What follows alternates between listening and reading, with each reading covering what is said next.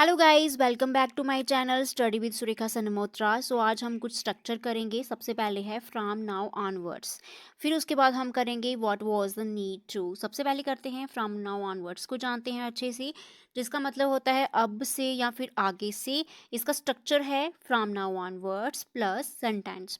From now onwards की जगह आप फ्रॉम नाउ ऑन भी लिख सकते हैं।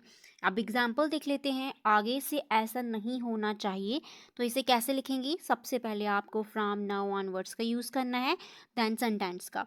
So from now onwards such should not be done, such should not be done. From now onwards such should not be done, आगे से ऐसा नहीं होना चाहिए। नेक्स्ट है आपसे वहाँ नहीं जाऊँगा। From now onwards I will not go there, from now onwards I will not go there, आगे से ऐसा नहीं करूँगा। From now onwards I will not do such, from now onwards I will not do such, आगे से आगे से तो झूठ नहीं बोलोगे ना। From now onwards you will not tell a lie will you, from now onwards you will not tell a lie will you, आगे से मना मत करना। From now onwards don't refuse, from now onwards don't refuse, अब से या आगे से टाइम पर आना। From now onwards come on time, आप इसकी जगह फ्रॉम नाउ ऑन भी लिख सकते हैं। From now on come on time, come on time.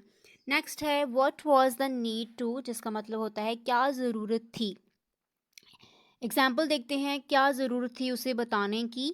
What was the need to tell him? What was the need to tell him?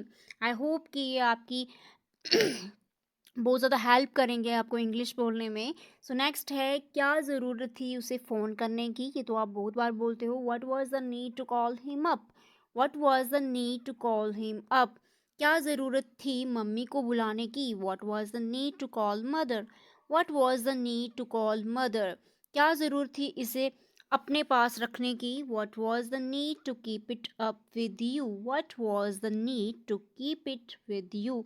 So video अच्छी लगे तो लाइक शेयर सब्सक्राइब करना ना भूलें। सो अगली नेक्स्ट वीडियो में हम जो है वो करेंगे what was the need to की जगह what is the need to के बारे में जानेंगे। So thanks for watching.